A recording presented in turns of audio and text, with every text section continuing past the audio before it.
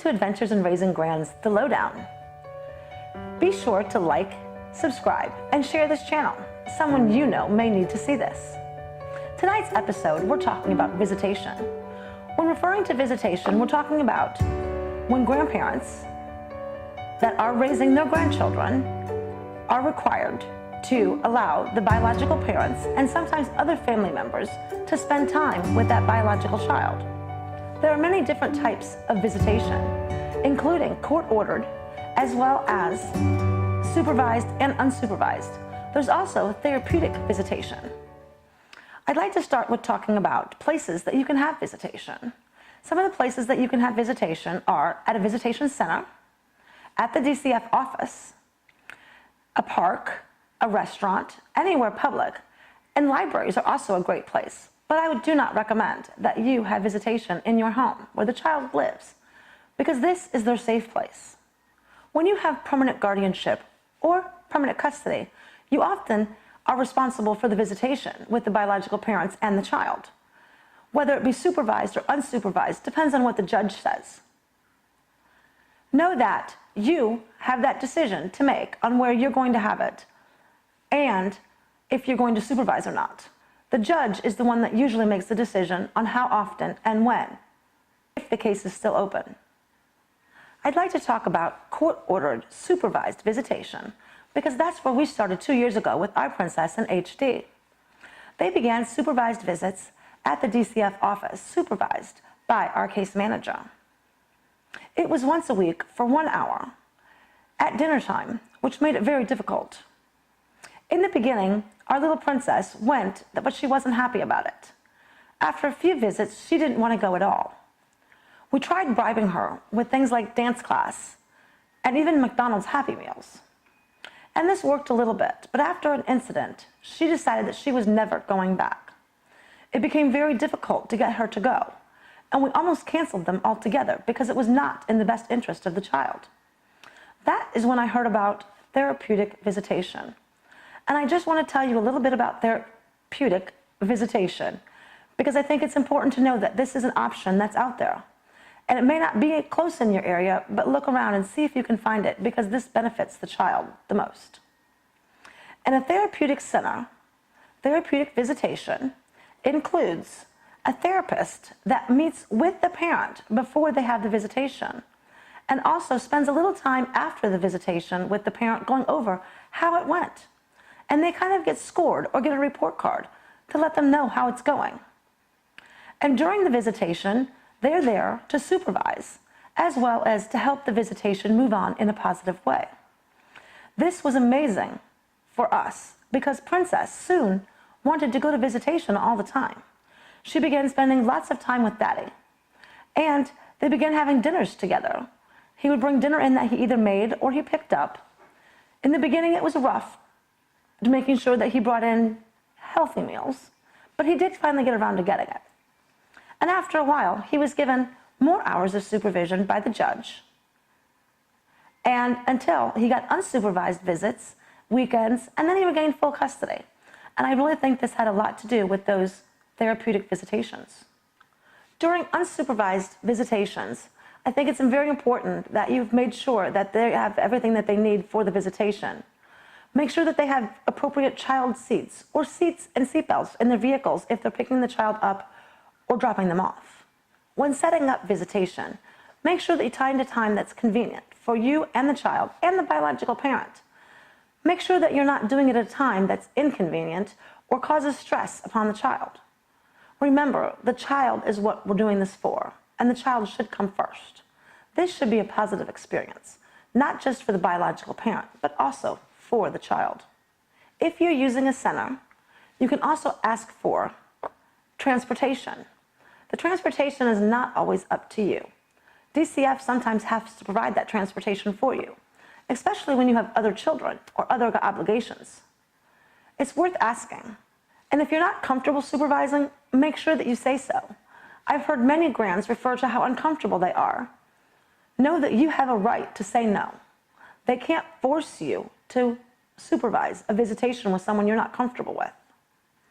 In our situation, because of drugs, I was not comfortable to be the one to say whether or not they were using drugs. and they were on drugs at the time, which is one of the main reasons why we chose not to supervise. In saying that, make sure before you allow supervision, there are some clean drug tests. That's very important for these children not to be exposed to parents who are still using. When you have permanent guardianship or permanent custody, and you're the one that's in charge of setting up the visitations, I would suggest that you have a contract with whoever is having the visitation, such as biological parents or other family members. Have a written contract and make sure they fully understand it. And if they want to include things that are logical, then let them include things as well. I have some suggestions for you to start out. Begin with, obviously, clean drug tests. And second, have them confirm the visitation 24 to 48 hours in advance so that you know they're going to be there. And make sure that they're on time for when it begins and when it ends. Also agree that if they need to cancel, they have to cancel in advance. And there's not any making up unless they're ill. And if they're sick and they want to make it up and it's habitual, then I would make them bring a doctor's note. And make sure that you have all this in writing ahead of time before you get to these situations so that they know what to expect. Also, choose the time and the place. That's convenient for everyone, as I said. It has to be a positive experience. And if you're rushing around trying to figure out where to go or find new places, sometimes that doesn't make for a positive experience. Make sure, if it's up to you, that you choose how often and how long in advance so they know what to expect. Not just the biological parents, but the children as well. It's very good when the children know what to expect and not changing things on them. If you have parents that are not showing up for visitation on a regular basis, my suggestion would be is not to tell the children it's happening until it's actually happening. And I know for some that's hard because they need to know the changes in their schedules. But when you have parents that say they're coming and don't show up, that's much more difficult on a child that's been in these type of situations. I just want to say it again. If you don't feel comfortable and you don't think the child is safe, say something. If you need to stop the visitation or cancel the visitation entirely, do so and talk to your case manager. Or if you don't have one, then petition the court to do something different because that's not working out. It's up to you to keep this child safe that's in your home. You are the parent now. You are the one that is raising the child. You're not a babysitter for them. You're doing the raising and you're doing the keeping safe. I'd like to take just a minute and talk about the kind of things that happen at visitation. At visitations, it's just a time for the parent to be with the child. And depending on the child's age is the activities that they can do during the visitation. Such as an infant, the parent could hold, feed, diaper, and that kind of thing, and try to fall into the routine of the things that the infant is used to. For a preschooler, it's more geared at playtime, doing things with the child, getting down on the floor and actually spending time with them, doing the things that they want to do. For school-age children, it could include doing homework with them or reading. And this is a great thing to do with any child, is to spend time reading with them every day. If they're older, as teenagers, and we know how they are, to get the electronics away from them so they'll spend time with the parents is half the battle. Be sure that you know what's going on during the visitation. You do have a right to know whether or not they are giving the child things that are inappropriate, such as sugar, sugared drinks, or dyed candy. Make sure that you ask questions. And again, you want to know that it's a positive experience for the child, and you want to do whatever you can to make sure that it's a positive experience. And by planning ahead and knowing what's going on, gives you the more of a chance of making it positive. Another type of visitation that I'd like to take a few minutes and talk about is visitation in jail. I always said I would never take children to jail. Well, I lied, because we did. I would not bring them to the county jail because they're just video cameras and sitting in front of a TV, and I don't think the children would understand that. But about 6 months ago, we decided to take our children up to see their mother in prison only because they have a center for the children to have visitation. We're in a situation where visitation is up to us, so we're able to make that choice. At the jail, we stood outside in line for a long time, which was the hardest part of the whole thing, was waiting to get in. The children didn't mind taking off their shoes and walking through the metal detectors. They were just very excited to see their mommy. We were able to go in and order food and drinks and eat with my daughter. They ate with their mom, they sat on her lap, they gave her hugs.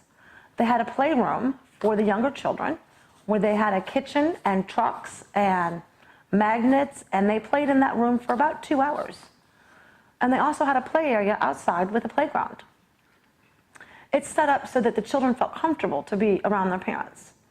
So if you're in a situation and you've decided not to take the children to prison to see their parent, take some time to think about it and investigate it, because I didn't think I would be one of those people. And not only did I do it once, but we're planning on taking them again this weekend. Our next episode, I'll be talking about dealing with your child, the biological parent, that's incarcerated. But now it's time for our adventure challenge. The adventure challenge is when we challenge you to take a photo with your grands doing the challenge and then emailing it to us. And our email address is at the end of this video. This week's challenge is to take a photo of your grands visiting with friends and family. Here's some photos of our grands doing the challenge.